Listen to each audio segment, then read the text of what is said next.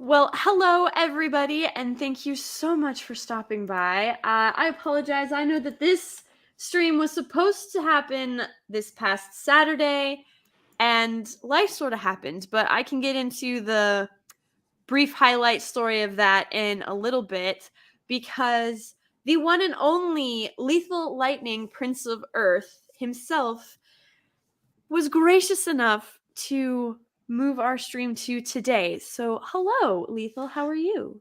I'm fantastic. Thank you. Yeah, last week was I just heard the whole story and my gosh, what type of luck is that? The good stuff. Only the best happens to me, of course. So, but how have you been? How was your weekend? My weekend was all right. Nothing overly special, but it was still a decent one. What about yours, apart from all your bullshit? Good. That was You're monetized now. Let's talk about that real quick. I am. Yes, I'm monetized and I'm so excited and thank you so much everybody. I and Lethal, thank you for becoming one of my very first channel members. I Yep. am so thankful and grateful for you. Thank you so much. I wish, oh my gosh, I wish I could tell you guys how much it means to me that you surround my channel and are still here. So it's such a I almost cried on my monetization celebration I stream a few weeks ago. know. I'm about to do it again. I'm incredibly moved and so happy. And yes, we're fighting evil by moonlight because that's how we do. Biggles Mats for $2 says boom. Yes. Biggles. Thank you, Biggles. I never noticed how Biggles still has his Christmas hat on. I have noticed. You know what? The Christmas spirit is year round. Let's be real. It is a year round thing. And Bastard actually did a donation for $5 and says, moving streams later in the evening, all in the vain attempt to get rid of me. I will always find a way to annoy you, my lady. Oh, Bastard, I love you. It's definitely not in the vain attempt to get rid of you. Well, I suppose now it's as good a time as any to share what happened and why I did not intentionally ghost you guys on Saturday. I promise. Lethal and I talked. I was excited. He was excited. We were going to talk all about Volume 6, and it was going to be glorious. And then, follow me on this journey. It's early in the morning on a Saturday, and I'm out checking fields, checking stuff. And all of a sudden, I hear the most atrocious metal grinding on metal that I have ever heard come from a vehicle that I own. And I went, that's not good. So I huffed it 4 miles until I got signal.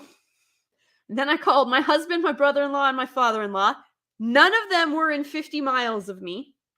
So I had to huff it the remaining 6 to the tow truck place. And I was like, hey, I know this is going to sound crazy. I'm sorry. Can you come help me? Like, that and the other. My husband, my father-in-law, my brother-in-law, nobody can come and get me right now. And I just need to get this to my father-in-law's shop. And they're like, oh, yeah, we know. My father-in-law knows everybody, I swear. And so we get it hooked up and we get it to my father-in-law's shop and go to take the wheel off. And I don't know if you guys know the anatomy of a wheel, but you have your caliper, which holds your brake pads, right? And then you have your rotor, which is basically, if you turned it horizontal, like parallel to the Earth, it would look like an alien spaceship. It could pass as an alien spaceship, basically. It's just this big silver disc, and that's what your brake pads squeeze to start slowing you down. And all of that is mounted to the wheel hub, which holds the whole wheel assembly to the spindle that attaches to the axle of your vehicle so that, it moves in a forward motion or a backwards motion, depending on if you have it in drive or reverse. And when we took the rubber on the wheel was so hot, we had to use gloves. And when we finally got the wheel off, the rotor, the thing I told you that's supposed to be silver, was so hot it was blue. blue heat. It was blue. I was like, that is not good. And so we finally got, like, we let it cool down. And when we got it off, the wheel hub, which you remember is the assembly that attaches, like, it's the mount for your wheel assembly to the rest of the vehicle. Since 2000, starting in 2000 till about 2013, and then they started having a different, where you could either have the enclosed wheel hub or it could be like normal ball bearings, like most people have heard before and are used to kind of seeing. Well, mine is a 2009, which means it has the encased wheel hub, so it's supposed to be one piece. It came off in two pieces and then disintegrated into multiple other small pieces, and my bearings looked like raisins. It was quite awful. And then the cavalry showed up, and I was like, "It is all yours. Like, have at it, have fun." And they were like, "You can't just." I was like, "Oh, I can. This is all yours. I'm done. I'm pulling the girl card. I'm gonna go inside and make everybody lemonade, and we're gonna call it a day." So yeah, it was quite the experience, but somewhere in that trek to get to the tow company, to the tow truck yard, it clicked in my brain. I was like, oh my god, I have got to message Lethal because I don't know if I'm gonna make it in time.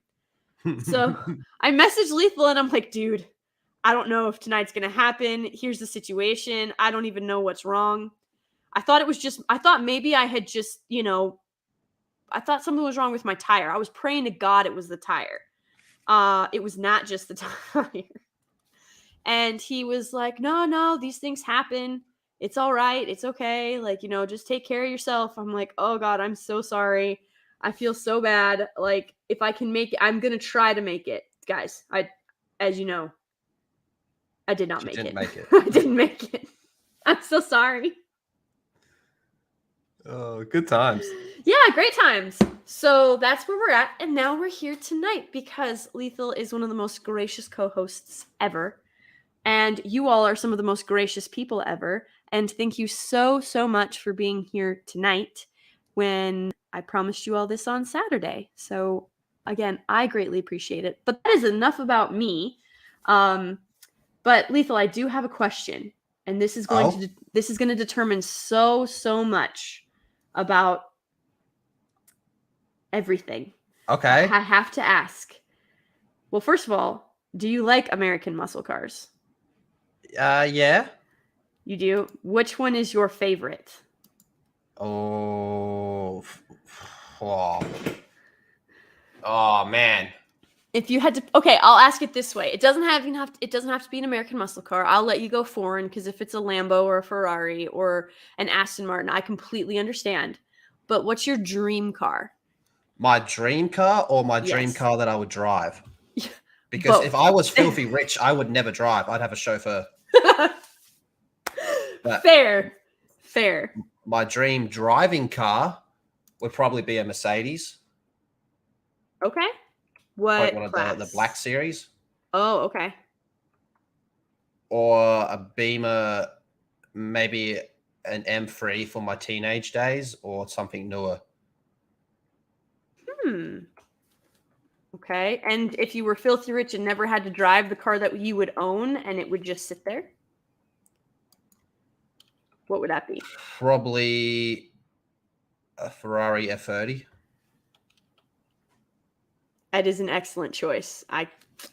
I completely understand why you made that decision. It makes sense. I've noticed that boys tend to be either Lambo boys or Ferrari boys. I've noticed. That's an interesting observation. I've never met a man who, like, now if they're a car collector, they might have both, but they still have like their preference. But it's either Lambos or Ferraris. Very few Aston Martins in there, I must say, which is surprising considering all of the Bond boys that I grew up with. A Porsche, yes, yes, Porsches, very, very excellent. So this might seem really silly. You bought me a Ferrari F30? I bought you a Ferrari F30. Yes, it was just sitting in that wrecking yard that I was in on Saturday, and I was like, Lethal needs this. Oh my gosh. So, well, okay. So I have a thing for Chevys. I don't know why. I couldn't tell you why, other than I just genuinely love them. Mm-hmm. It's just, I think it's because the first classic car I ever sat in is my dream car, and it is a 1967 Chevy Cavalier with a hard top, not the convertible top. Yep. I love that car. I don't oh like I love that car. And I would, if I could ever find one and restore it, it would just be a dream come true. I absolutely love Chevy Cavaliers. Now, if I had to go foreign, it see, I'm torn because I love Jaguars. Like, I love the symbol of them, but like it's Bond's car, so I kind of always really wanted an Aston Martin. You know what I mean? Yeah, fair enough. I love Bond. But if I had to choose between a Lambo or a Ferrari, I would have to pick the Lambo, and then you and I could just street race. That's okay. Yeah? Would that work? That sounds fun. Yeah, that sounds like a great time. But yes, sorry, I'm reminiscing, and we've got off the topic because we're on cars, and that's not something that we're here to talk about. We're here to talk about Sailor Moon, but I just had to know, and you should know that I have even more respect for you now than I did before. That's good to know. Right? But to answer your original question, if it had to be a muscle, I don't know if it counts as a muscle car, but what's it called? The Ford Falcon GT, basically the Mad Max one. The Mad Max. Okay, that would be. I would.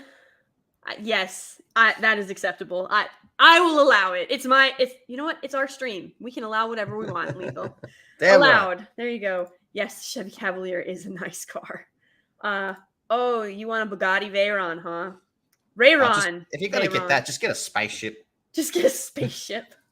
But yeah, it is great times. But tonight, now that we've gotten our car chit chat out of the way, I know what you all are here for, what you've been waiting for, and it is Sailor Moon Manga Volume 6. Yeah. And I find it hilarious that they gave Uranus a sword looking like, look at this. Like, every time I see this picture, I think it's a sword, and then I'm like, no, okay, it's a scepter staff, but like it looks like a sword, and I'm like, I wonder if it's a jab at, just like, as if it's just if she's just poking fun at people. She's like, yes, Uranus has the sword because she wears the pants, not the skirt.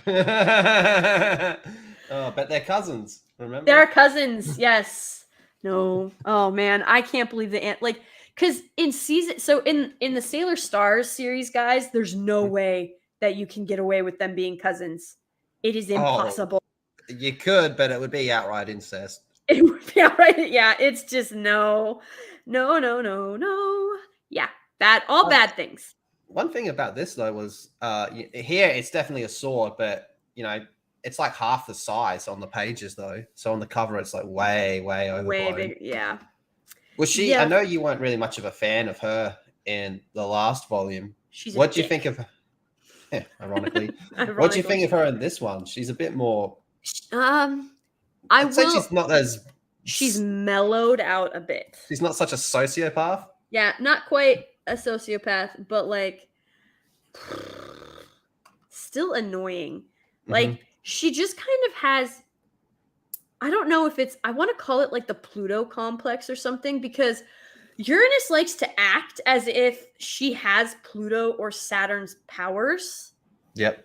And she doesn't. Not even close. At all. And it's just... See, there it is, a lot smaller. Mm-hmm. Yep, there it be. I just wish... I wish she wasn't so snarky. Like, yeah. She really likes to pretend that she is as powerful as Pluto or Saturn, and it's just simply not the case. And it makes her about the last volume as well, the part that really got me, I'm like, okay, so she's in a relationship and she knows that Sailor Moon's the princess and all that. So what's her answer when she meets her? Stick her tongue down her throat. Just so that way she can say that she's made out, will kiss the princess against her will. Yep. That's a weird power play right there. Nothing like sexual assault to, yeah, and then not tell your partner you did it. Right? She's just, there's so much wrong with her. She has so much to answer for, because even when you look at even what she does in this volume, it's just, you kind of go, really? Like, really? That's what we're doing with this now? And I don't know. I wish... Oh, I kind of just wanted Darien to knock her teeth in. If we're going to be perfectly honest, I just really wanted I wanted him to bash her teeth in. She was very confrontational for no reason. There was kind of like a stage where, because they break off into two teams, and there was kind of like a stage where it's like, okay, I think we all really need to like work together for this one. And she was always the one being like, nah, we don't need them. Yeah. Like even right here, they're like, okay, we're going to go do our thing. You guys do your thing. Darien, though, he was kind of sidelined till right at the end. He was basically playing healer role. Yeah. Which, it's cool to see that they haven't forgotten that power he has, but it was like, oh, I would have liked to have seen him a little bit more in the action. I would have too. I'm not gonna lie, and I know, guys, trust me, Lethal and I know that this is it's literally called Pretty Soldier Sailor Moon. Like, we are aware that this is a girl power anime manga. We are completely aware of that. But for as much as Darien was in the first portion of the manga, like, and into the second, I really feel like he's been massively downgraded once we start getting into these later volumes. Same with Luna. Yep. Luna's kind of started off as like the we joked about how bad of a teacher Luna was, but she's basically become like she's hardly in this. Actually. Yeah, she's barely in it. They've basically been mollied. Yeah, they've been mollied. They've been mollied and melvined. And here's the thing. If there wasn't such a important, because Darien only shows up, and Lethal, feel free to correct me if I'm wrong, but Darien literally only shows up when Serena or Sailor Moon or Princess Serenity needs the power of love to overcome something, and then he just sort of miraculously appears. And then they kiss, and he stands behind her and like braces her, and then they're able to like overcome whatever it is. Or she thinks about Darien in like a flashback, and so he's not even really there. It's just her memory of him, and it's enough for her to like overcome whatever it is she's facing. And I really wish that Darien had been more involved, particularly because this whole scenario exists because these two people are destined to be together and have this galactic love for one another. Yeah, I mean, like in the first story arc, he's pretty front and center.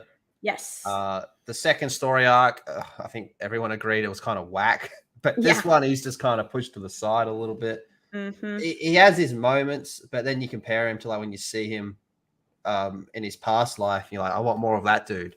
Yeah. Like when he was brainwashed and was an antagonist, he was like messing them all up. But the power scaling, they've all definitely gone a bit beyond him now. But one thing that they did well with the anime version of this story was he was the one that kind of puts pressure on like the other team, like Pluto, Uranus, and Neptune. Like he was the one to confront them and be like, "You got to give us way more information. Like I don't buy any of your bullshit." You might have like the girls, you know, okay. You might have convinced the girls, but you haven't convinced me. He was the one to kind of force them to kind of come out of their shell a little bit more. Yes, it was one of the few times that I preferred the anime to the manga. And the other one we've also talked about, one of the other times is that the anime picked a lane and made Rini a little kid. Actually, funny you say that, because I feel with this one, they kind of did that as well. They kind of thought, okay, this works way better with her being a child. Yes, even though she's still 1,000 years old. Yeah, like she's very much a little kid in this volume. And it's just, I don't know. I wish the manga would pick one and stick with it. Of all the free ones so far, I think this one has the most horror-like elements to it. And I really like that. I mean, the second one's very sci-fi because it's time travel. I guess you'd say the first one's a bit more magical in that way, but this one I felt was more horror. Especially like I don't think it's a coincidence that some of the shots of like the Sailor Saturn before she's Sailor Saturn, you look at it and you go, it's very like that Exorcist, very Exorcist like. Mm-hmm. I definitely think the Exorcist might have been some inspiration. I feel like this is where I feel like if they could have gone this direction with Black Lady, they would have. So this is like Black Lady, but cranked to 1,000. Yeah, it's like we really like the idea of Black Lady, but we just kind of butchered it. So let's try it again. Yeah, and they did much better the second time around. Saturn is a much better, dark, imposing, terrifying, just like, whew. Well, I mean, the thing with Saturn, you're the expert on Saturn, was... But you're right. I mean, all the points you've made about Saturn in the past, this is like the volume that like really puts the nail on the head for those points. And in that sense, it also kind of gives like Uranus, Neptune, and Pluto, you kind of like, well, they're kind of right as well at the same time, because they're aware of what she can do if this goes south. Mm-hmm. And then we see like we get a little bit more of their backstories as well when they're like when it all went to shit and everyone died, we were on the outskirts of the galaxy. We were alone. So we had absolutely nothing going on, but we would like look in the direction and be like, okay, that's our light. That's where our princess was. That was like the thing that kept us going. So when we come to Earth and we meet the reincarnation, which is Sailor Moon, and they're like, okay, now we're facing what could be the end of the world, end of the galaxy, end of everything. So I kind of got to give them a bit of leeway to be like, yeah, maybe we do need to do whatever we have to do to prevent this from ever happening. And then, of course, you have Sailor Moon be the hero of the whole thing, being like, there's got to be another way. Like, do we have to kill the kid as well? And this is on top of the fact that the world's in danger, or the whole galaxy's in danger. She can't get these three to cooperate with her, even though she's pretty cool with Pluto at this stage. Yeah. And then on top of that, you got, Rini Chibiusa, who's like on her deathbed, which is her daughter from the future. And yes. This is where time travel gets a bit out there. If this particular Rini did die, right, that would not stop Rini from existing, because she hasn't been born in this timeline. Correct. So she hasn't given birth to her, but it's still her daughter. So there would still be this bit of attachment. So so essentially what would happen is she would go into the future and have Rini having already seen Rini's death. Yeah. Which is just, whew. That's what I said. You have got to be an incredible writer to pull off time travel. You just have to be. There's no... See, I think they get the emotional stakes right, but the time travel is kind of all over the shop. Yeah. Like the whole thing with like, well, it's kind of Hitaru's fault that Rini's in this situation. Well, no, it's Rini's fault. She fucked up. It's Rini again. But it's Hitaru's, well, like evil Hitaru that did the deed. Mm-hmm. And she's still saying, like, no, we don't have to kill her. We can save her. We can get rid of this evil spirit inside of her. And then that's like goodness resonating out of her. And meanwhile, you got the other phrase saying, like, nah, we got to kill her.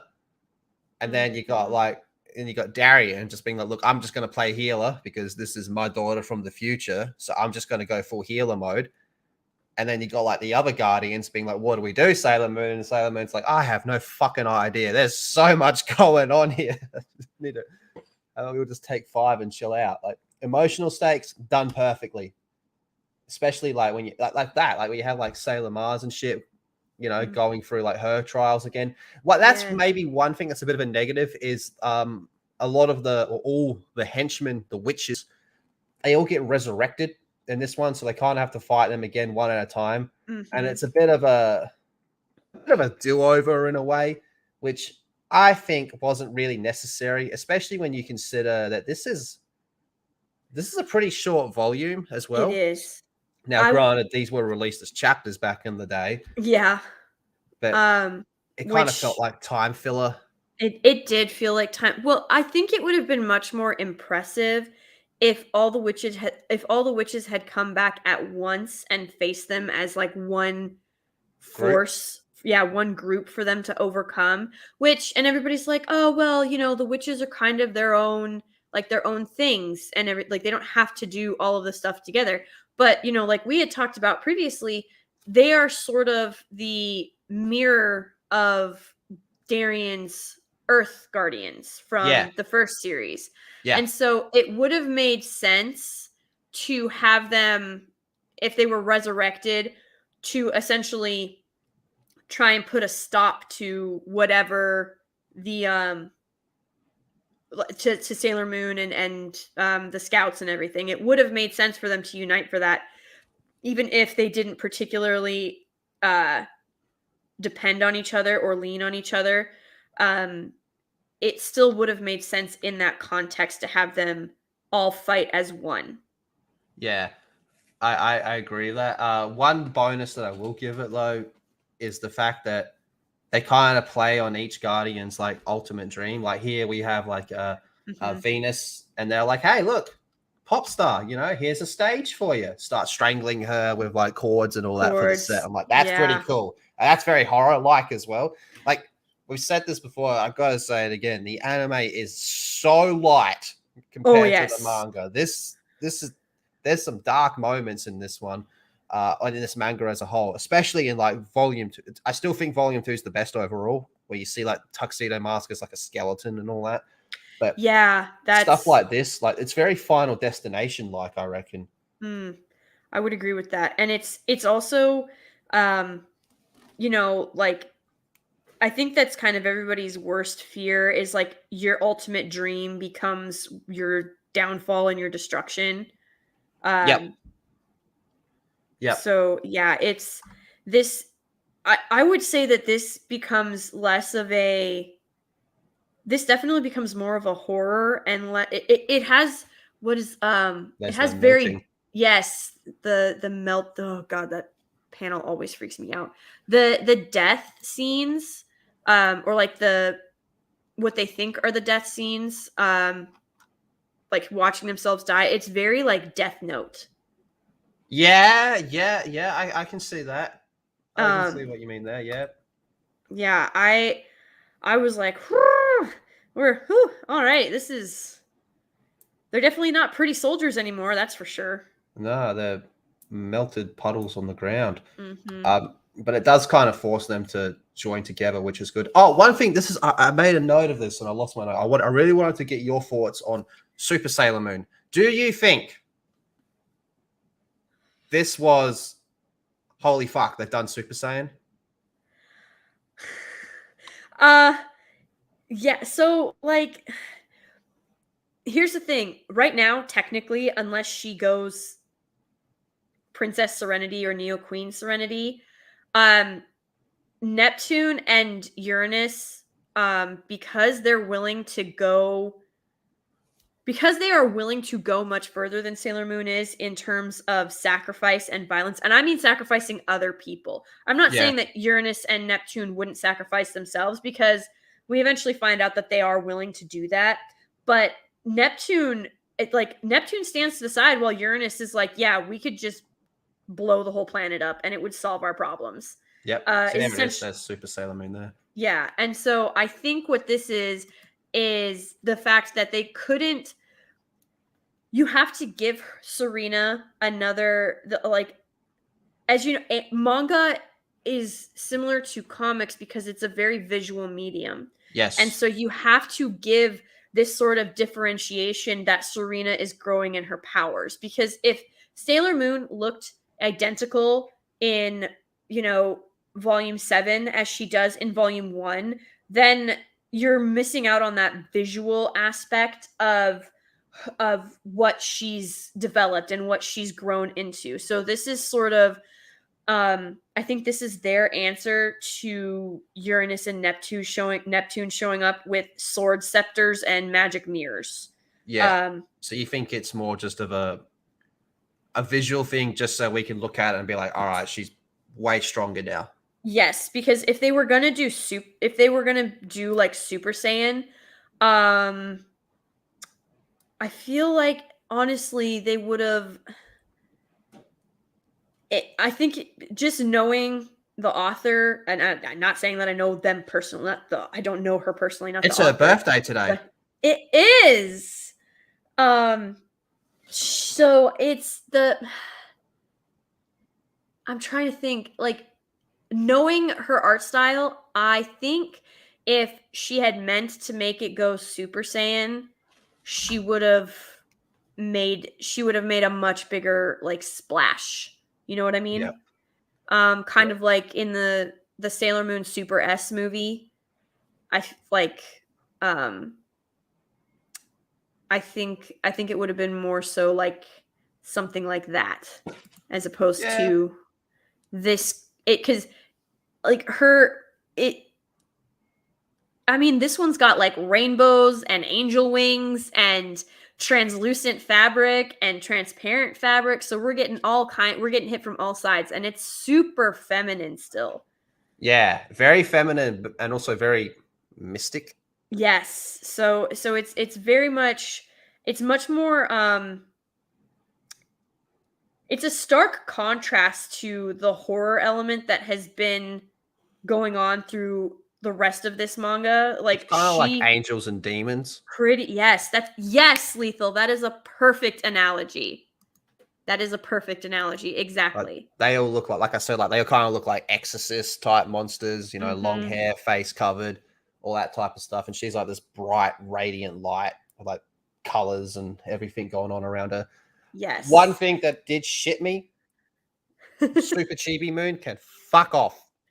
Yeah. How dare she get the power up? Give it to, honestly, it should have gone to Venus. It should have. Say it with me, people. Fuck Rini. Oh my God, she said it. I did. That brat, I hate her so much. She is the reason that 98% of these problems are even happening. And I don't care if she's the only one that is able to reach Hitaru. Hitaru wouldn't be in this situation if Rini hadn't gone and pushed the wrong buttons. Okay? Yeah, if Rini didn't just walk in and go, hey, here's my silver crystal. Have a look. Can you see it? Right here. Have a look. Want to touch it? God. All she does is cause dramas. You'd think she would have learned after she almost destroyed the past and the future simultaneously. Yeah. That maybe we shouldn't mess with the silver crystal. Oh, let's take it like it's a play toy and show my friend. Yeah. She makes me so angry. I kind of get why they gave her the power up, because, she's the daughter, she's the future generation and all that, but it felt so undeserved. And it kind of felt a little bit of a slight towards the other Inner Guardians. Yes. To an extent, I also kind of think they were shafted in this one as well. Not in last volume, but in this one, I think they were kind of shafted a little bit as well. And I think that was done to sort of push the Outer Guardians just a little bit more, give them more of their backstory. Yeah, I I mean, agree. the inners kind of have their moments, but they weren't so much at the forefront, which Mm-mm. is kind of weird when you consider Sailor Moon's whole thing is like, never turn it back on a Yeah, friend, you know? friendships and everything. Yeah, but we saw how well that worked out for Molly. Yeah, Um, yeah, Molly but who? yes, Faye, yes. Thank you. Mwah. I love Sailor Jupiter too. You know what's funny about Hmm. this is when me and Lady Greymaster first started talking about doing this and we were just shooting the shit. I was like, oh, by the way, my favorite is Jupiter. And she was like, oh my God, same. And then she was like, my favorite movies are. And I was like, oh my God, same. We are meant to be best friends, Lethal. That's all that Maybe that we should meant. do movies, go through the movies after the manga. Oh, I would be so down. I would rip Super S apart with you and enjoy Nice. every second of it because Reenie's stupid little heart bell irritates the ever loving crap out of me.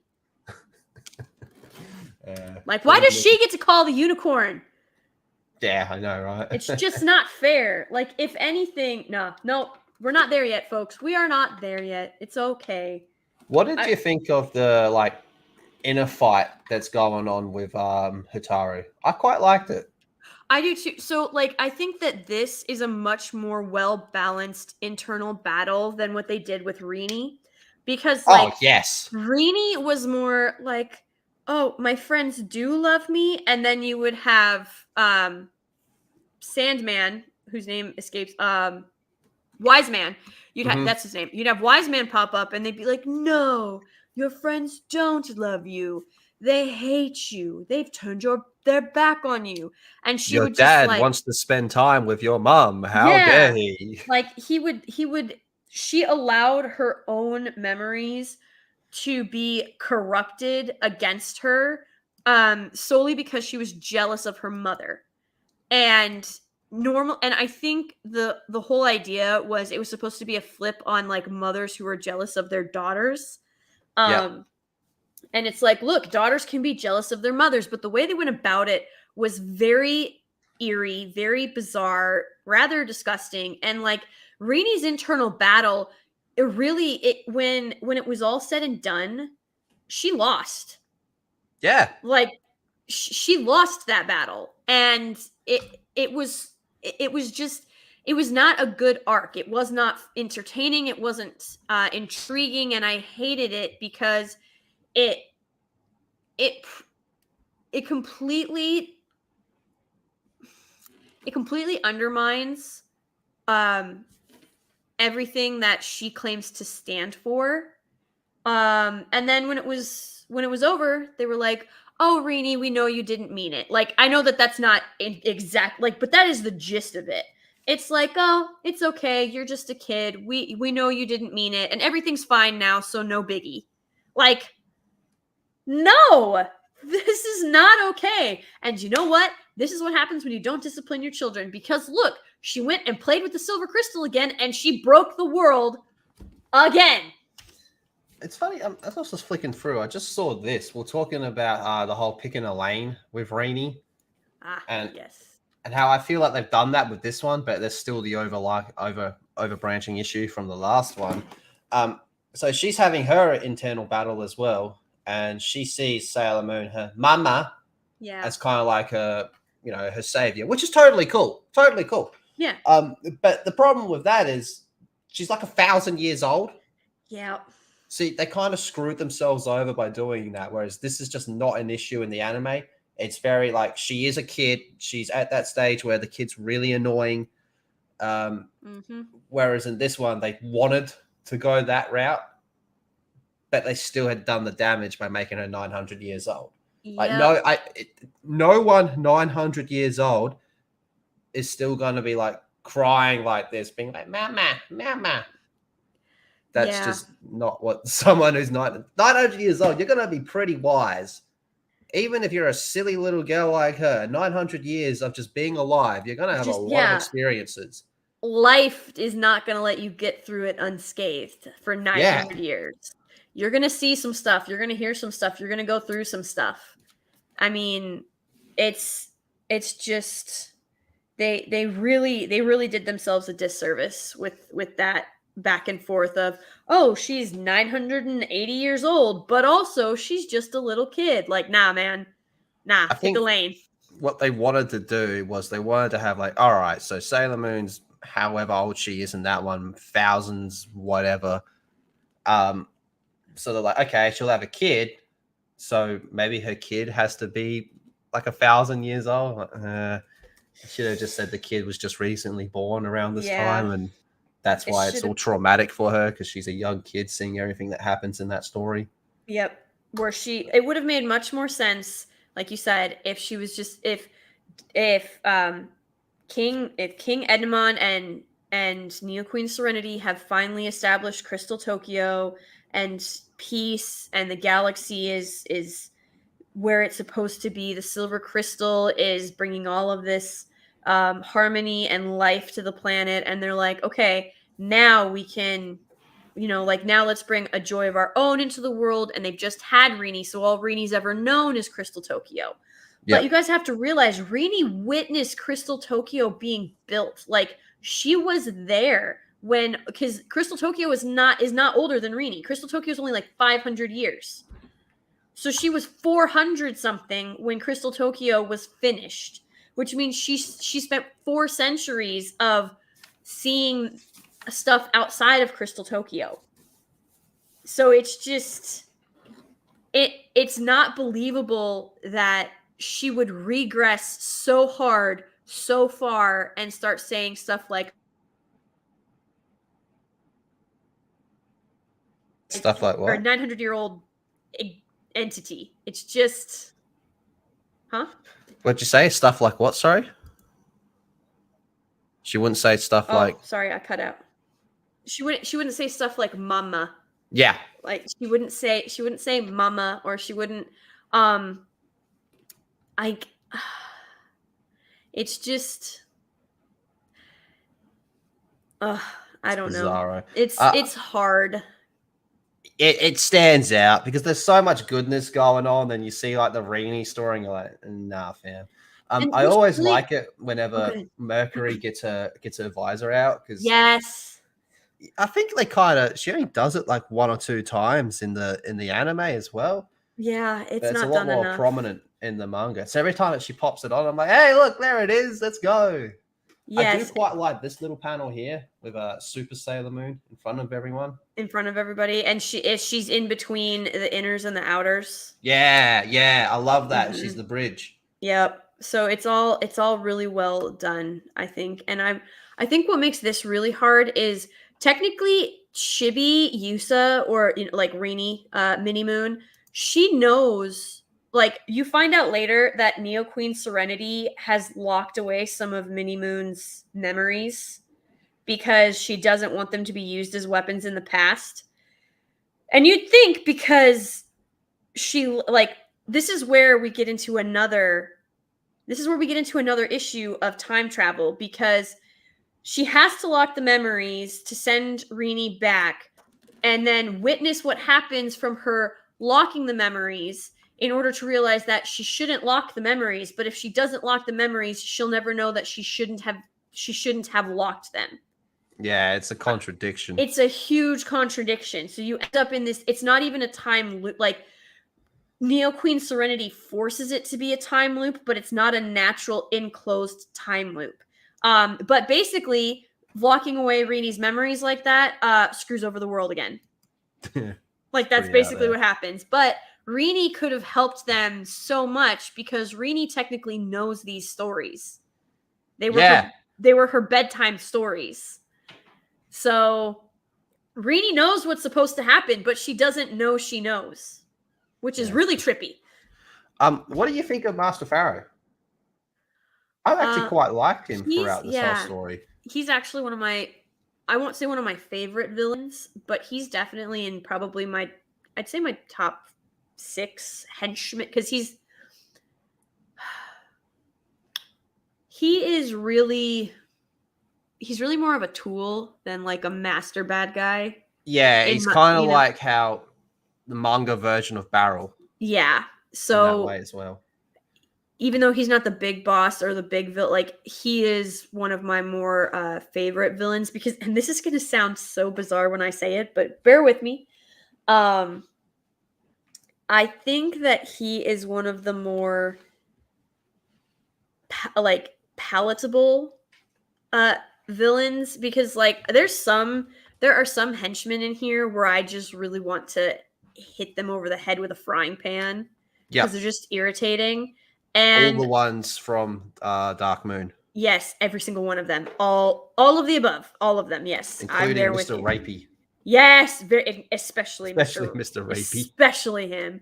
I just want to hit all of them up with a frying pan because they're like the whiny emo wannabe punk, you know? Yeah. And I don't like it. But Pharaoh is actually, you sort of get why he's doing what he's doing. He's going about it all wrong. But you're like, You buy his motivations as well. yes, you buy the motivation, you understand why he's doing what he's doing. And then you see that he's really just a pawn as well. So and one thing with him as well, especially compared to the Dark Moon, is like the Dark Moons didn't have fucking like, how do I word this without sounding cringy myself? Like they were kind of just, I guess emo wannabes is a good way to describe it, but they didn't like Master Pharaoh's henchmen are all large-breasted witches. yes. That can do damage. Okay. Yes. Whereas like Dark Moon, they're just a bunch of fucking gronks, like just walking around. Like, oh, look at me. You know, that's all they do. Like without Wise Man, they're shit. Yeah, pretty much. G'day, Dan Blackroyd. I just want to throw it up there. And I don't know if you're still here, Mazza, but I see you. You're not dodging. Yeah, Mazza's a dog. This is probably one of my favorite parts of this whole volume. The part I was talking about before. Yes. They were like, there was no one around. We were all alone. With no one to help us. They were solitary places. But whenever we needed to, we could remember the beautiful silver millennium far, far in the distance and picture our beautiful queen and princess. Yep. So like we've gone like this whole story arc of being like, especially this one at the top, being like, what is your fucking problem? Yeah. And then you kind of see it from their point of view. It's like, well, they would be very, very jaded. I mean, we already know about Pluto from the last story, who was the best part of the last story. Yes. She's like, it's a sad story. It's like you're gonna miss out on life itself. But she kind of sacrificed herself to take that very important task that someone had to do. Yep. And like the only one that really knows about it is like Neo Queen Serenity. At that point, at least. At that point, yeah. Yeah, and now it's like we see like from these other 2 points of view, like, yeah, no wonder they're very like, you know what, maybe we should just blow it up. Fuck it. Like, end it all. Just what's the point? Yeah, you get why they're so jaded. And like this part as well, sorry, it just will be real quick, but this part here, where they're like, yeah, but you know, the one thing we all had was we could look at the direction of where the millennium was and be like, that place was lit. And we had our queen and our princess, and it was fantastic. And like now, here you are, right in front of us. Mm-hmm. And they were not happy. And guys, I mean, this isn't a spoiler. They were not happy or impressed with Sailor Moon. They were like, "This is our reincarnated princess. Like, are you serious?" One thing that I think this did better than the anime, and this is season 3 of the anime, and I think it's one of the better seasons of anime. But one thing that I think this did way better than the anime was they didn't have that final fight.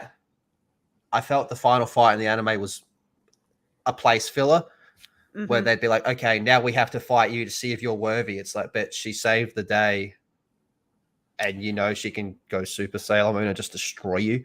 Yeah. Whereas like in this, they kind of like acknowledge they're like, there's a point where they go like, yeah, you are our princess. Like, yeah, you're kind of where it's at. I mean, you're pretty dumb. You trip over your own shadow. You eat the whole kitchen before anyone else gets a bite. You're useless as fuck, but you know, when push comes to shove, you know, you are our princess. You are Sailor Moon. Like, you're the one that will step up every single time. It's just that goodness in your heart that just overcomes everything. Yeah. When you're Usagi, Usagi's basically Mozza. Like, what the fuck am I supposed to do with you? But when you need him, he's there. All right, Mozza, Maybe. you just gotta transform. But yeah, that's kind of like what I was getting at with that whole point. Like, they do kind of acknowledge who she is. Yeah, I would say so. The thing about the third season of Sailor Moon in the anime, it is I don't I mean this with love and affection, of course, but anybody who's watched the anime knows that the henchmen get very campy. Ridiculous. Yeah. Like, they get very campy, but there are a few henchman fights in the anime that you're just like, dang. And it's usually when like in particular because in the anime they're blowing through heart crystal. They're going through heart crystals to try and find the artifacts, right? Yep. And in particular, the episode where they get Serena's heart crystal is one of the best episodes, I think, in the entire anime series, quite frankly. Do you know which fight is also pretty good in that one? When one of the witches traps Uranus and Neptune. And yes. I think she actually kills them for a bit. I think she does, yeah. The one thing that kind of ruins that episode is the dub. If you watch that episode dubbed, the part where they're being tortured, it doesn't sound like they're being tortured. It sounds like they're really enjoying it. But that's just a bad dub, I guess. I think that's just the bad dub, yeah. But it's the subs, especially when like you actually look at what some of the subs are saying in season 3, you get a very different anime. Yeah, it's way more back in the horror line with the manga. Like this one, all darkness and all that as well.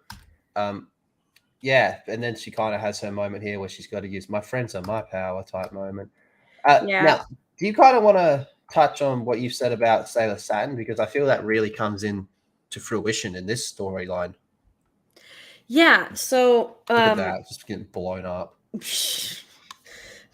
But like, yeah, Submarine Reflection is not this. By the way, like, Submarine Reflection doesn't do that in the anime. It doesn't blow heads off. It just drowns you. Not that is much better, I guess. But no, so Sailor Saturn, here's the thing. Sailor Saturn is death. But the reason that there's so many depictions of death is because it's seen in so many different ways. You can have, the Grim Reaper, you can have the Angel of Death, you can have the Harbinger of Death.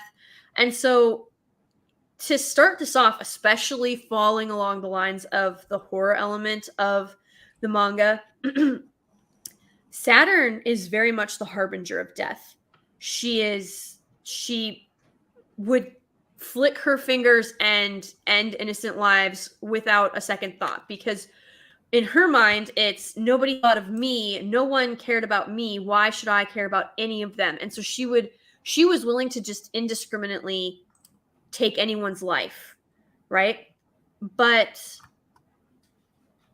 when she befriends Rini, it's really her friendship with Rini that she sees that it's not a quantity of people, it's sort of a quality of friendship that you have. And when she starts to realize that Rini genuinely cares for her and doesn't have ulterior motives, it's one of Rini's only, and I think perhaps maybe the only saving grace is the fact that she's able to help Hitaru recognize that friendship is something that is very dear, and that life is precious, and that even if you are granted this terrible power, it doesn't make you a terrible person. and that the power is Real only. quick, sorry. You're good. This is, remember I was talking about her being like an angel? Yep. There Yes. she is. Absolutely. 100%. Sorry. No, you're good. I love that. I love that panel. But yeah, this is where Hitaru finally kind of becomes more of an angel of death rather than the harbinger of death. So, especially at the end when she like appears and when she appears and like Uranus and Neptune are like, oh, we're fucked. That's it. Game over. yep. And then she's like, nah, there's something we can do. You know, I can take out this threat myself and it'll destroy everything. Yep. I know we like to compare the anime and manga. I think one thing the anime does so much better is that I've got to find the image of it. Actually, I'll find it at the end of this. The image where Sailor Moon is holding baby Hitaru. Yes. That is amazing. Mm-hmm. Whoever came up with that, genius. Death Genius. and rebirth. Absolutely. Yes. Too bad it wasn't in here. Like there is obviously baby Hitaru, but the image of Sailor Moon holding the baby is just out there, man. That's so good. It's just I love that image too because it's so powerful. Like it's just oh, it's so the amazing. Whole death and rebirth and like the symbolization between it and Rini and like motherhood and there's a lot going on in that one image. And especially when you see how fucked up she is as well from the fight she had. Yes. Like, she's holding the baby and she says, someone come take it because I'm going to fall over. Yeah, she's like I'm about to drop her, basically. Like, come and get her. So. Yeah, fucking amazing. But yeah, and then, see, there's more of like that demon type stuff that's going on with this one as well. Mm-hmm. And we get quite a lot of Hitaru's inner fight as well. And that kind of bounces back and forth between Hitaru and Rini. Having their inner fight as well, and kind of want Rini to lose hers again, to be honest with you. I mean, technically, she and Hitaru help each other win their inner battles. But if the two of them had been left alone, this would have been a very different story. Like, a very different story would have happened. So, but it's just proof that no matter how powerful you are, we all need someone. Like, that's kind of a really big takeaway from this because, guys, Rini is like stupid powerful. It gets so underplayed, but Rini is like stupid powerful. But she's also dumb and like worse than Sailor Moon dumb. Like she has, this is the third time she's put the entire galaxy in peril because of her dumb decision. Look at Darren. He's like, why is there a naked girl at my window? Yep. Why is there a flying naked girl at my window? What the fuck? Yeah, but I that's see what I mean? Flying naked girls out the window and all that. But this is actually supposed to be very like an emotional moment of her like saying goodbye, you know. Yeah. This is I know what I have to do, and it does mean goodbye. And this is Hitaru being like stripped away. Like what the reason that she isn't is because this is literally she's kind of like found herself. All the layers have been stripped away. The lies from her stepmom, like, and I'm using air quotes there, but like all of the lies that she's been fed, everything she's been told that she's supposed to do and how terrible she is because of this and everything like that. She's finally found herself and her whole upbringing, like in the last volume when you see like her days at school and everyone hates her and is afraid of her and shit like that. And so now she's actually found something worth. So here's the other thing. It's one thing to find someone that you're willing to die for. It is an entirely other thing to find someone that you're willing to live for. Because there's our dude, he gets an epic suit up moment. Yes, I love this suit up moment. And it is. If anybody has earned a power up, it's freaking Tuxedo Mask, and it is long overdue. I'm just saying. Yeah. But then again, fucking, we get Super Chibi Moon. Like, I don't know. I did not like Super Chibi Moon. No, I didn't either. That's what I'm saying. Like, She should have stayed Mini Moon, and the inners particular, like if it had to go to someone, I agree with you. It should have been Venus. It should have been Venus. Yeah. But alas, it did not. And we get more exploding heads and more melting. One thing that is a very reoccurring theme is like how when there's like a huge battle, just like the climate of the world just changes and everything just goes terrible. And honestly, I think this fight done that to an even grander extent than the Negaverse attacks. Because remember, like, every time there was a Negaverse attack from something that wasn't just like, a villain, like a monster of the week type thing. Yep. It would start hailing or yeah. raining. Yeah. And then when Barrel came down, it was like a total solar eclipse. And and this one is just like a little bit of everything's just really going on. It's all falling apart. But this part, fuck off. Pink sugar, heart attack. Like, get out. Get out of here. I will say, so I think, what is it? In the anime, I want to say that attack, that they changed it from pink sugar heart attack, which thank God. But I think I want to say it's like pink. I think it's like pink dream, or pink heart dream attack or something like that. Or that might be Super S. Hold on, let me quickly look. So I think it's no, I still think it's pink sugar. Is it pink sugar still? When is it that she does? Because she does like she does a dream one, but that might be Super S that I'm confusing it with. But Moon attack. Yeah, pink sugar. It's pink sugar still. It is pink sugar. Okay. Yeah. God damn. Just, I mean, guys, you know what? If you eat a lot of pink sugar, you probably will have a heart attack. So she's not lying. I just felt like her coming in clutch. That should have been Tuxedo Mask coming in with the clutch save. Almost like a think it like a battle ring just getting thrown in to like save someone from getting killed. But instead of a battle ring, it's like a rose or his own hat or something. Just comes and goes bov, or he uses like his own attacks or something. See, he kind of just follows up behind Chibi Moon. I think it should have been the other way around. Flip him over. Yeah, I agree. And then he's like, hurry up, transform. And she's like, I can't. And he's like, you can. He's like, stop complaining. That's pretty much his whole thing. Just you do it. Get in there. And then we get like, it's basically, your angels and demons reference was spot on, because I'm pretty sure this is like the Holy Grail. It is. So there you go. In fact, they summoned 2 of them. Yep. As well. This is kind of like their spirit bomb moment. Yeah. Yep. That is exactly what it is. As much as I don't like the idea of Super Chibi Moon, you got to admit the panel's pretty good. The panel's gorgeous. And the way, like, it's like she's like Chibi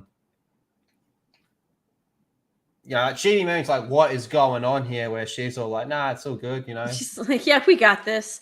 I will say, like, if you took Chibi Moon out of this panel and it was just Serena, it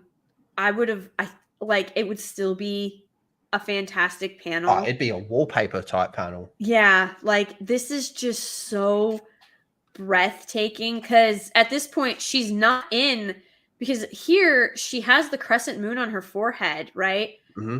But she has like that serene confidence about her where she knows that she's about to make everything right, and just unleash this power, and she knows that it's going to drain her and it possibly could kill her, but she's accepted it and she's willing to do this to protect the people she loves and the rest of Earth. And she's not in her Princess Serenity. She's Sailor Moon. She's not Neo Queen Serenity. She's not Princess Serenity. She's her. And I love this panel for that so much. And that's kind of why I wish, like, of many reasons, but that's also another reason why I wish Rini was not in it, because she sort of like ruins that etherealness. But this moment was pretty good. The fact that she's the one to give the pep talk to be like, right, let's get in there. Let's do some damage. let's blow this up. But yeah. Yeah, bit of a mother-daughter moment. Nothing Mhm. bonds a mother and daughter than stopping a galaxy-wide crisis. Yeah. Again. Again. Dude, that panel right there where they're on that is so it's one of my favorite. I have that artwork. It's just a printout, but I have that because it is just so freaking badass. I love it so much.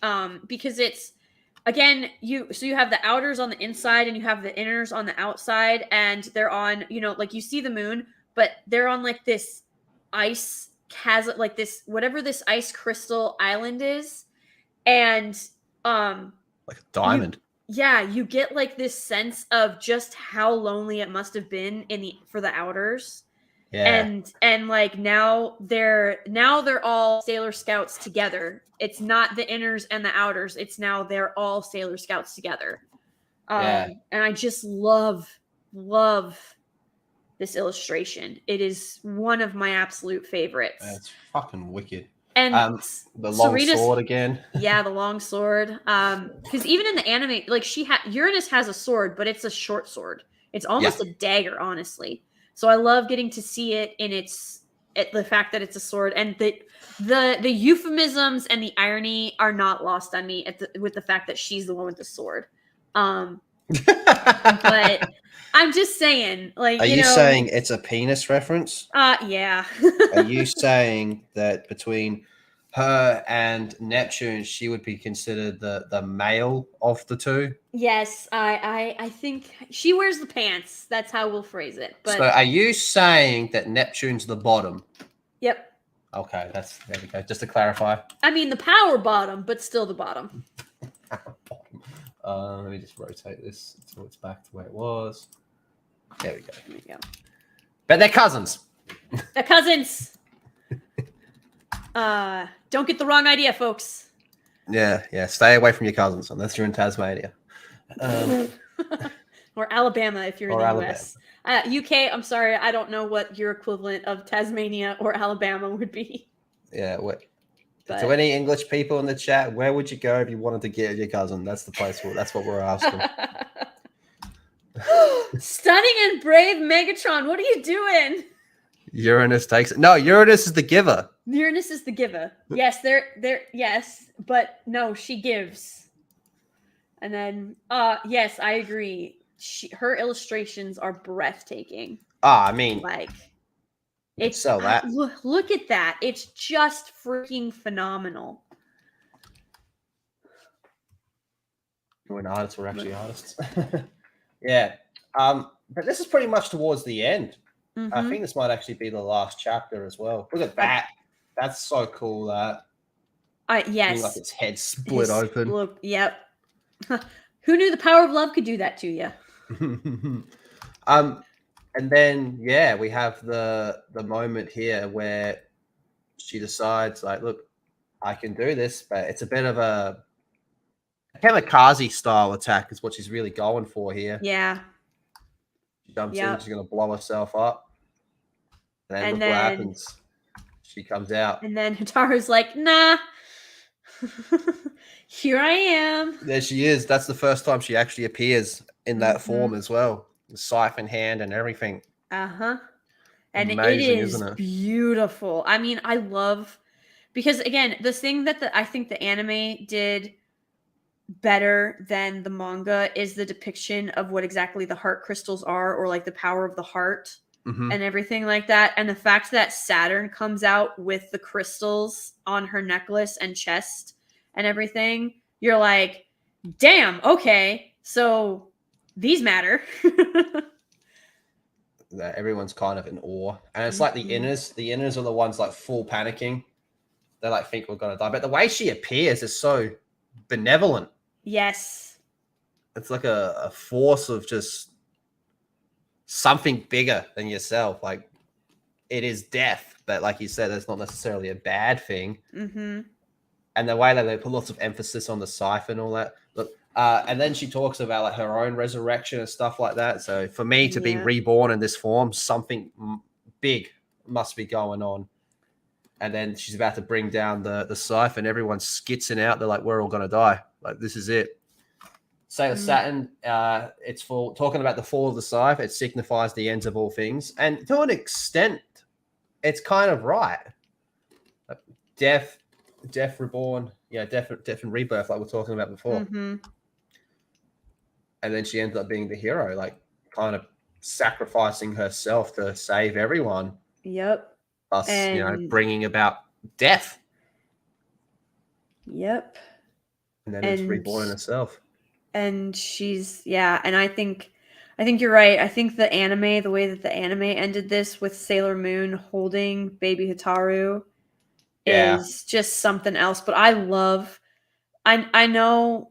Look at that. We're all about to die. This is stupid. I know, like Uranus is over here. She's the one who was ready to blow the world up, and now that it's like down to it, she's like, "This is retarded," or "This is ridiculous." I stopped myself. She's like, "This is ridiculous." Like, no, stop being stupid. Stop being dumb. And like, and then you've got. I'm sorry. Like, I wish there was more Tuxedo Mask in this, because he does, like, the end of the Sailor Saturn is like bringing her scythe down, and he goes over and just like grabs Serena and is like, "I've got you. There's nothing we can do. I'm here." And I'm just like, yes, I want more of that. It is nice to see they all get another power buff at the end as well. Mm-hmm. But I still really think any one of them deserves to go super more than Chibi Moon. Yeah. The only reason they did it to Chibi Moon is because they want to push her a bit more, make her a bit more likable, and because it's the daughter. Mm-hmm. But at the same time, it's like, bruh. And the opposite ended up happening. Yeah. In all honesty. It really should have been Venus. Because like Venus is like the leader to an extent. Yes, she's the leader of the Sailor Scouts. Now, guys, remember again, they are all technically princesses of their own planets, but they have pledged their allegiance and service to the Moon Kingdom and the Silver Crystal, and that they're there to serve. But Venus in particular, like, her whole job was to protect not even so much Serena's innocence, but like her heart from being corrupted. And it's just, God, Venus deserved it so much more. How's this part here? With everything ending, there comes hope and rebirth. Spot on. Spot on. It is a. That's and what Pluto. happened. I forgot about this. Pluto gets her moment. She does. She closes. Yep. She shuts the door. Rightfully deserved as well, man. Mm-hmm. There she is there. Yep. Yeah, Queen Serenity. There's Neo Queen Serenity. And this kind of goes with Darian's like vision that he had as well of seeing what I think he called it a messiah or something, like a savior. Yep, pretty sure it's the next panel too. Oh, the Messiah. Yep, right there. It was you. All along, it was my future wife. Baby Hitaru. There's itty bitty baby. And then the three of them, all the elders, decide to adopt her. What's your thoughts on the them kind of taking in Hitaru? Apart from the fact there's no male role model, I guess, but Uranus. I mean, yeah, you got Uranus for that. I would say that this is kind of the moment where you realize that Serena helped change particularly Uranus and Neptune's hearts. Because there was a time before where Neptune would have looked down at Hitaru and been like, we need to kill her. Yeah. While she's harmless and while she's harmless and she can't really fight back, like, let's just end the threat. That would have been one of Uranus's like plans, and Neptune would have just stood there and been like, okay, because Neptune is an enabler and also sociopath herself. But here you can see that they're recognizing everything that they just witnessed. Like I said, it's not necessary. Like, the power of death does not make Hitaru evil. So it's interesting to sort of see, because I feel like really the one who's going to do the most parenting is Pluto. Even though I know you see her more often with Uranus and Neptune, it's like Pluto shows up and Hitaru's like, "Yes, ma'am." Like she just like, because like we talked about last time, death and time. If the two of those ever fought, it would be eternal. Like it would, because time would end death, but can death end time? Like it ends individuals' time on Earth, but like, does that mean that it doesn't exist anymore? I don't know. So yeah, It's a bit of a unstoppable force meets unmovable object type scenario. Absolutely. Yeah, and hold on, I just want to get this image here. I can't find a full image of it. This is a fan-made one. Okay. But it's close enough. Hey, some fan-made images are fantastic. It's pretty accurate. Okay. Her holding baby Hitaru when she comes out, and like she's pretty much just about to die herself. Yeah. That is like one of the best Sailor Moon images and moments. Absolutely. This huge battle has just happened, and it's just a baby being born throughout that whole thing as well. Yeah. Death and rebirth. I think that's it there. That's it there, but it's kind of cut off. Mm-hmm. But you can kind of see like the way like her what would you call that? Tattered. Her her sailor suit. Part collar, of her suit. The collar. Yeah. Yeah, her collar's destroyed. Chunks of like the wing parts are destroyed. Her eyes are closing. Her hair's a mess. Her eyes are dull. Like they're just like there's no focus there. Yeah, they've been through the ringer. She's just about to drop, and yeah, it's pretty intense, man. Pretty intense. And I really wish this was in the manga. I do too, because it is. There's so much happening with that image, and it's just beautiful. I love it. But I guess the trade-off is like then the anime does the silly fight scene that you don't need. True. Now that's pretty much it. But there is one thing. Let me get my screen share. And this one thing, I did not like it. So that's pretty much the end, right? We got the whole. They're gonna take the baby and they're gonna raise Hitaru, which is nice considering 10 pages ago they were cool with killing her. Decided to adopt her. Seems like a very volatile parental relationship, but we'll roll with it. And then they do their thing, they leave, and they're like, "How far are you going to go away?" And they're like, "Maybe we'll go really far away. Maybe we'll be close by. We'll see you around, princess." That type of stuff. Act cool. And she's sad that she's lost her friends. And then I did not like this because this is pretty much how the last story arc ended. We got to take Rini home. Rini's decided she wants to go back to. That's pretty cool. That page. Rini's decided that she's had enough. She wants to go back to her time and see her mum and dad from her present timeline and all that stuff. And everyone's like, "Oh, we'll miss you, Rini, blah, blah, blah, blah, blah." All that type of stuff. And then they go to take her home. And there's another bullshit reason why she has to stay. It ends the same as the last one with Rini's going, "Oh, wait, no, she's not." It ends the same way. And Pegasus, oh boy.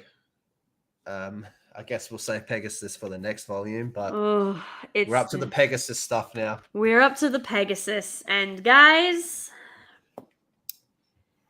I don't know what it is with... I don't know why there is this obsession to have Rini have the most bizarre and uncomfortable and weird romance subplots. But I think it's only natural. You go from, wanting to have sex with your dad, then you want to have sex with a horse. Yeah, that's totally how it works. Oh, man. I don't know how you grew up, but this seems pretty normal to me. Apparently I didn't grow up normal. I just... Like, it's just so bizarre because she goes from like being obsessed, guys, like, and we've covered this. We have had how many discussions over this, but like she was obsessed with her father. Yeah, guys. to a really weird extent, and then To- like to a sexual extent. There's no way Yeah. around it. Like, and then there was that whole thing with Wise Man. You know, that whole thing that's trying to play that he's changed her memories. Well, no, he didn't change her memories. She still had the same memories. So basically, she aged herself up. Yep. And still wanted to sleep with her dad. Yep. All because she was jealous of her mother. That is some Freudian stuff right there. Like, yikes. And now she's in love with a flying horse. And I mean, like, she legit falls in love with Pegasus. It's yikes. It's pretty out there. It's a bit like, oh gosh. Like, normally you'd be like, oh, well, at least she's off of her dad and she's got like a normal, healthy crush. Nope. This is not a normal, healthy crush. Yeah, it's not like, oh, you want to sit next to that boy at school. It's like, no, I want to fuck a horse. Mm-hmm. Very Catherine the Great. And any of you that don't understand that reference, just go look up Catherine the Great and get back to me on that. Yeah. It's just, I will say, of all the ways you could have, all the routes that you could have taken, Rini, I would not have taken any of these routes. I like I said, I think so when it comes to Sailor Moon R, or Yep. I would have done Molly as Black Lady. Other than Rini. Rini could have still been there. She could have been like, helping them out with little bits of her memory that she's like, oh, mom and dad told me this story. Like, I know what happens. Like, I just can't remember. And so she's like trying to unlock her memory so she can help the Sailor Scouts or something. And then Rini could be the one that reveals that it's Molly. And then they look at Black Lady and they're like, Molly? Like, I would have been okay with something like that even. Yep. And then in Sailor Moon S, Rini did not deserve that power buff. Darien was like, I'm glad that we got to see Healer Darien again. But he definitely deserved that power boost way sooner, and he should have been way more in depth. And you're right, like they just keep pulling the cheap.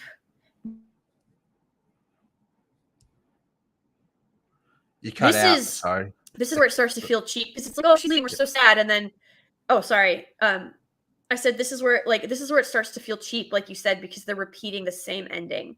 Like, yep. Oh, she's leaving, we're sad. No, never mind. She's not leaving. We get to stay with her. Like, dude, come on. You can't, like, it's not a plot twist. It's annoying. I think it's the thing with this is twice in a row now. Yep. Especially with this one as well. We got the whole, it felt like such a natural time to send her off as well. Last story ends with her coming back to the present, a page after leaving it, saying, okay, future mom and dad kicked me out. They're sick of my shit. So they sent me back here for you to train me. And then we have this whole story arc happens. Her friendship with Hitaru happens. Everything happens. Time to say goodbye. That's a good ending. And then It's just, nope. It just felt like such a, how do I put this? A why moment. It's starting to feel Rini is starting to feel more and more like a forced insert as opposed to a natural element of I don't Serena know about and Darien's insert. Story. I'd say more of just we really need to push her to be likable.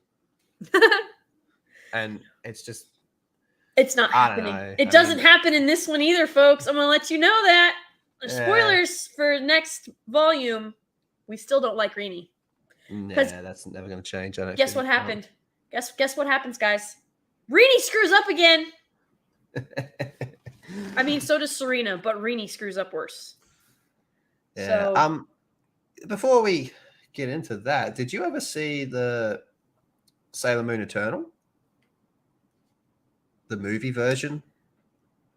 the movie version? I don't think so. There was like a big push for it last year when they put both parts on Netflix.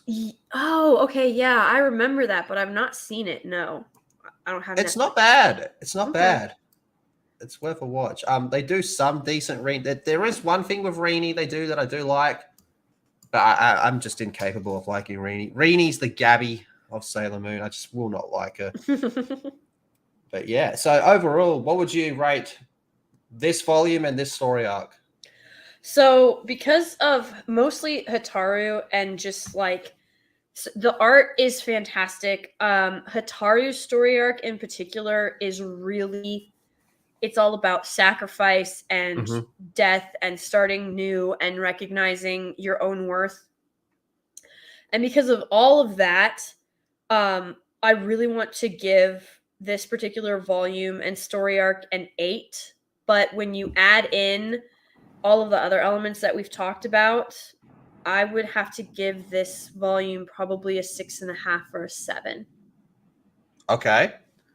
All right. And what does it better, the anime or the manga? Ooh. I think overall, the manga does it better because it like you and I'm gonna lean strongly on your point here. It's not necessarily how you start; it's how you end. And to go through in the anime, when you go through all of that and you witness everything that Serena just did, and then they're still gonna challenge her, it sort of cheapened everything that Serena went through. It cheapened Serena, but I'd Mhm. also say it cheapened these two on the cover, Uranus and Neptune. Yeah, it They did. had a great moment to be like, yo, that was pretty badass. Mm-hmm. Um, And so I yeah. think I would give this volume what'd you say, a 6.5? Mm-hmm. I get I reckon I'd give it a 7. yeah. Um, I understand that. the story arc overall, probably an 8, Yep. maybe an 8.5. I quite like this Ooh. one. I like how this Yeah. one's more into like the horror elements. Mm-hmm. I think this is a very solid comeback from Dark Moon. A Yes, I will agree with very big that. comeback from Dark Moon. Dark Moon, I'd say, is like a 4 or a 5 at best, Yeah. and even Yeah. that's pushing it. And Mm-hmm. this is a fucking strong comeback. As for what does it better, so I'd probably have to say the manga as well, which ironically, of the 3 story arcs we've covered, this is the first one we've said that the manga had the better ending. Yes. The anime, if the anime ending didn't have that silly fight at the end, Yep. it would Eh, it would blow the manga ending out of the water without that Absolutely. silly fight, because then you'd have that image of Sailor Moon holding baby Hitaru. Yep. Absolutely. But unfortunately, it does have that silly fight, and that just throws everything away for the It sake of does. we need to fill one more episode. What do we do? Mm-hmm. And I'm like, if you have to fill one more episode because that's the contract or whatever it may be, I would have had the final episode just being them all like hanging out or whatever.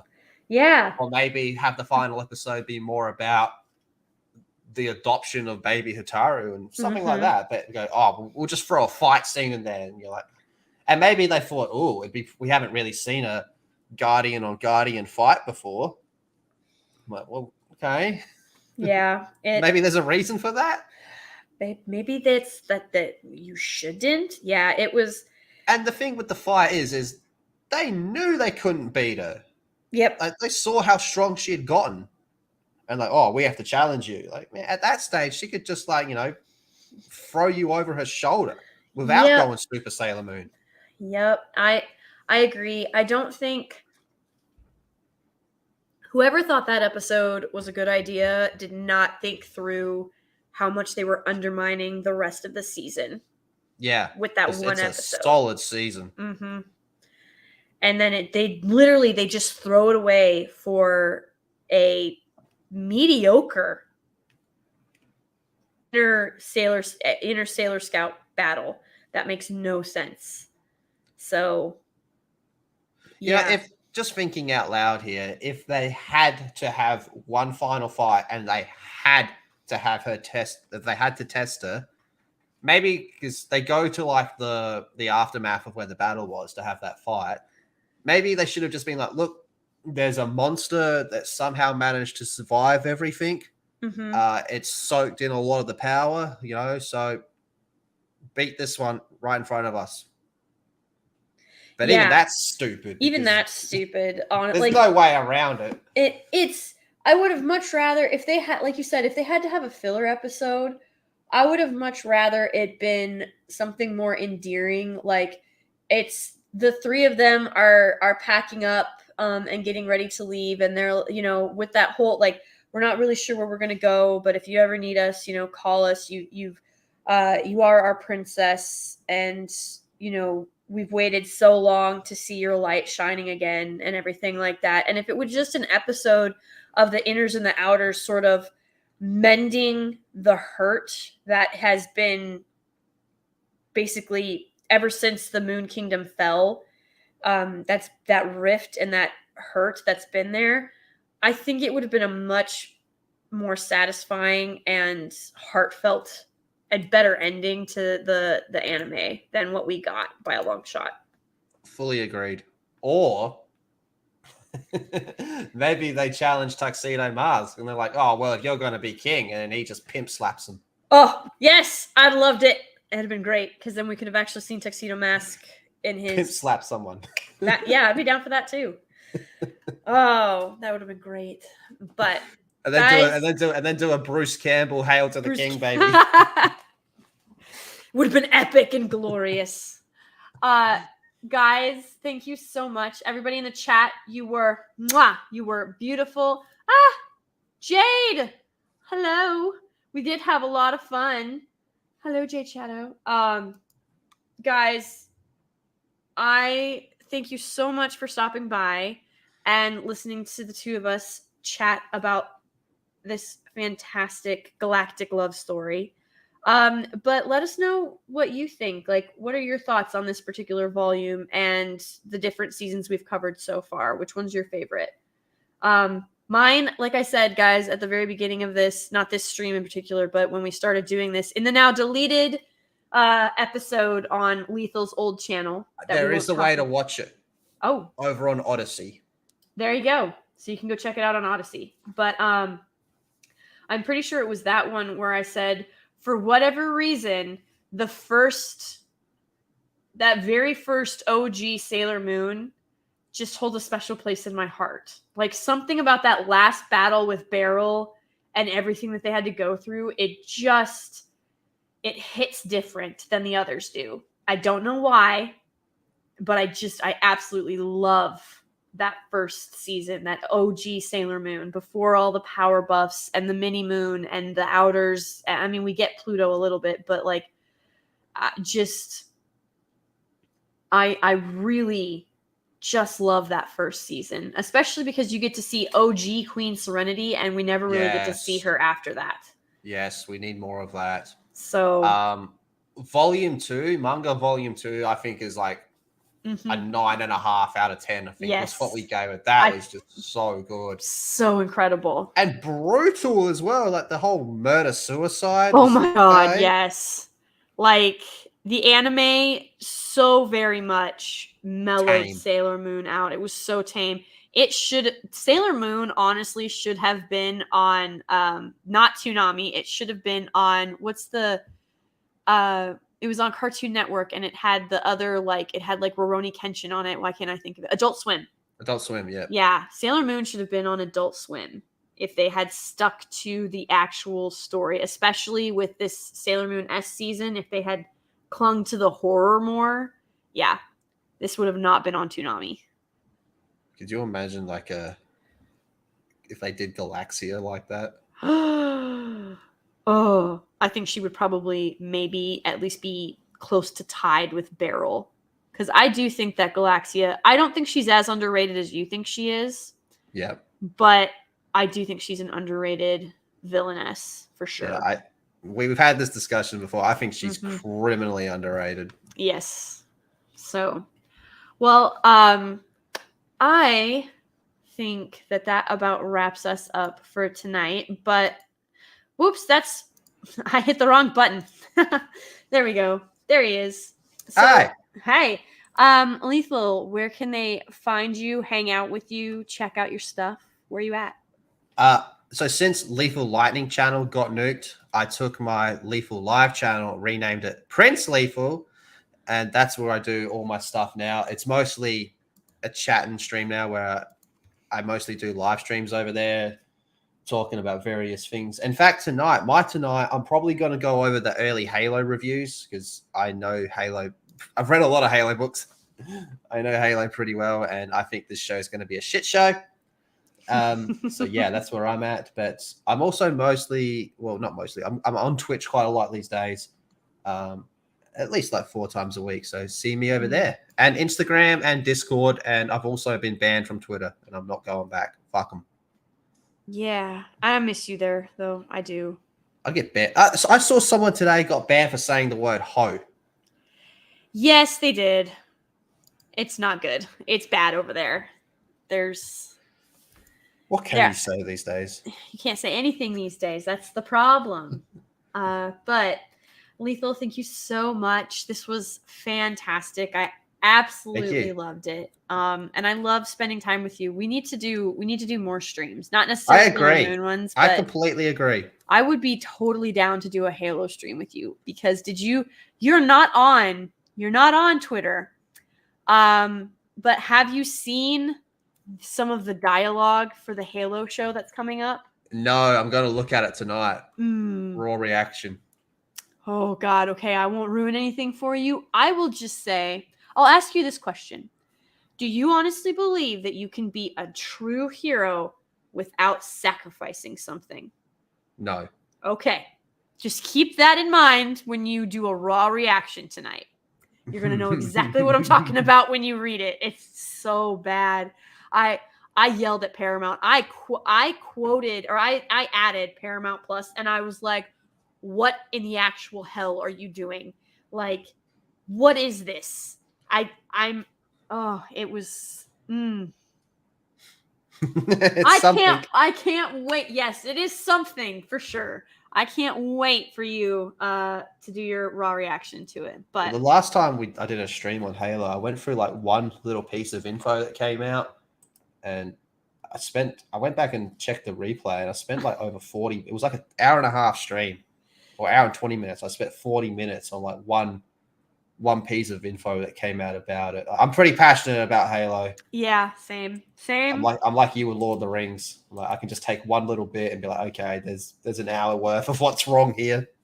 Yep. Oh my God. So guys, I've got like 18 videos in the editing phase. If I didn't have a day job, this would be moving a lot faster, but I have all of my Wheel of Time stuff. I have all of my Lord of the Rings stuff. I have my Batman review. I still haven't watched anyone else's Batman review, including yours, because I want as little. I've had to mute F&T for the last 2 weeks because I didn't want it to like taint my review at all. So I've watched none. I've looked at none. I've tried to avoid it as much as I could because my review is super spoiler heavy. It is 47 minutes long. I'm still editing. And I am so angry, but I will give you a sneak peek into my review, Lethal. I don't know if you covered this in yours or not, but this is where I went like, I lost my ever-loving mind, especially because this was lauded as like a true Batman detective story, right? This was going to be like that noir thing. And it had the aesthetics of such. Batman was literally handed the murder weapon from the Riddler. Guys, major spoilers, just FYI.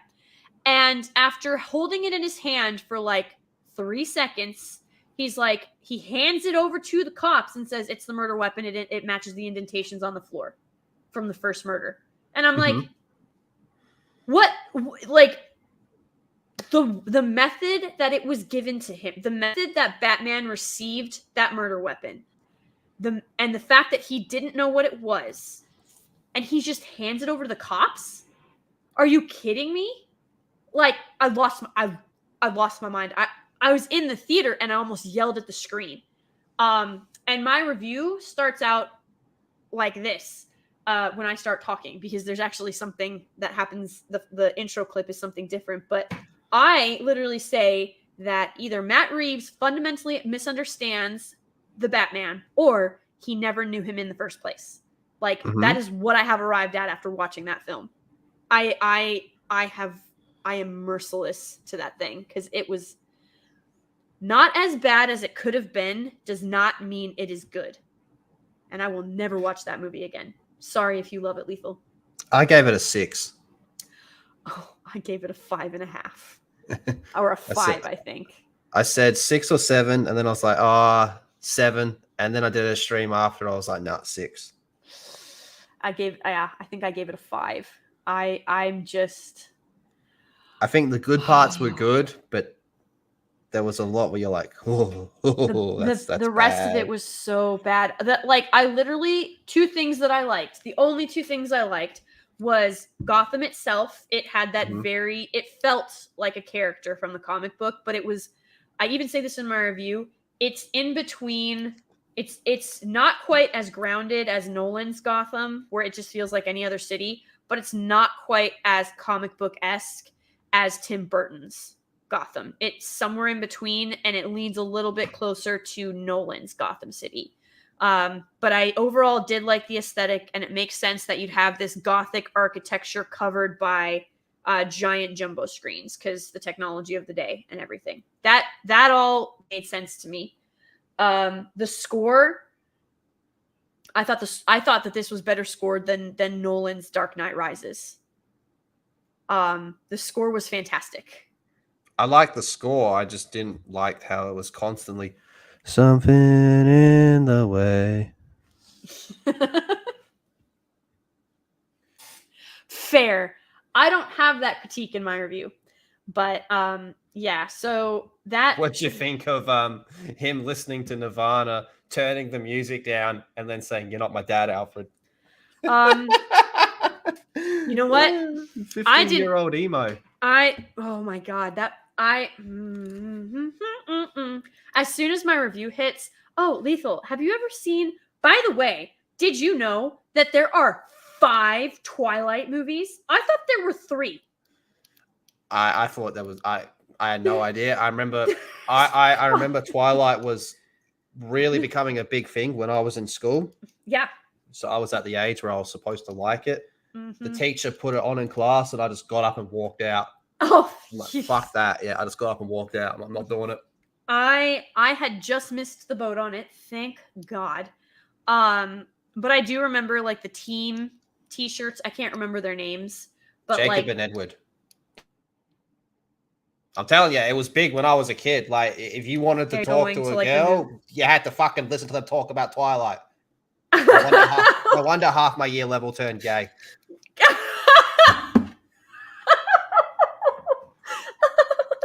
Didn't have to listen to that shit. Oh my gosh. That's terrible, actually. But yes, no, I completely understand. It was never my thing. I've not watched them. However, as you know, I have membership levels. And when you are a Grave Master, you have the perk of give the people what they want. And so you can request something of me. And if it is in my power to do it, I will. So I am currently reading like the Tarzan novels, and I'm going to give a review on them because I had a member ask for that. And I had members request a couple of other things. So I'm working on those member requests as well. But one of the member requests that they didn't do publicly on the channel, they asked me in private. They said, hey, I think that, you give Twilight a really hard time for never having seen it. would you do a live watch party of Twilight? And I was like, You said no and gave them their money back? I actually had to think about it for a while, and I was like, I've had lots of people ask, and I've always made the joke that I need to do like a live reaction. So I will try to watch the first 2, and then we'll go from there. And that's when I was like, because there's only 3, and they were like, no, there's 5, and I was like, fuck, sweet Jesus. I was like, oh my God. So, but my plan is to this. Look at Blake. I'll just delete the channel.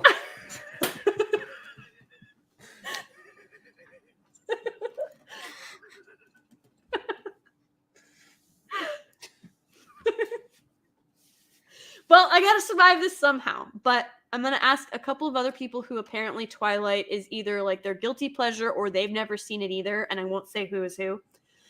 But if you want to, and guys, this is this is like when Rhino messages me about Star Wars. If you want to do a live watch with me this Saturday, it would be, let's see, what is 8 a.m. my time for you? Because you are... what time zone are you again, sorry? I'm in Central Daylight right now. Central, so that's CDT? Yeah. 8 p.m. So it's 8. So 8 a.m. is 8 p.m. for you. Oh, I know. Okay. Sorry, did you say 8 a.m. or 8 p.m.?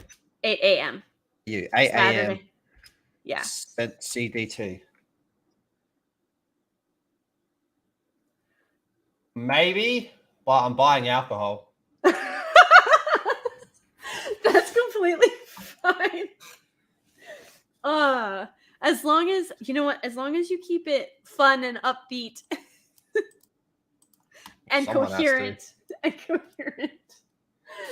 But my plan is, I'll make this announcement later on Twitter and Instagram and the like, and I'll make a post on YouTube here. But I am going to live react to the first Twilight and see if it is as bad as I am anticipating it to be. So if you guys have never done like a live watch party or anything like that, I'll have timestamps up. I'll let you guys know where we're at, and everything like that. But it would be me and the panel, and we're kind of just fucking 2-hour movie. Is it 2 hours? Are you serious? Oh God. I thought it was only like 81 minutes. Wait a minute. La la la. 607 minutes to watch the whole thing? What are you looking at? That's the whole That's the whole saga, yeah. Jesus, don't do that. I'm not spending 600 minutes on this at all. Okay, so holy crap, the first movie, it's 123 minutes. Why? Pain. Oh, there's an extended cut. No. It's 126 minutes. No, there's not. That extra 3 minutes is gonna really, No, doesn't exist. save the film. There is no extra 3 minutes. Oh, I'm so sorry. I'll check what I've got going on around that time. You can. Okay, I didn't realize it was 2 I think I left my house hours. on fire at that time. Or I think I've got something on, but no. Honestly, I'll let you know closer to the day.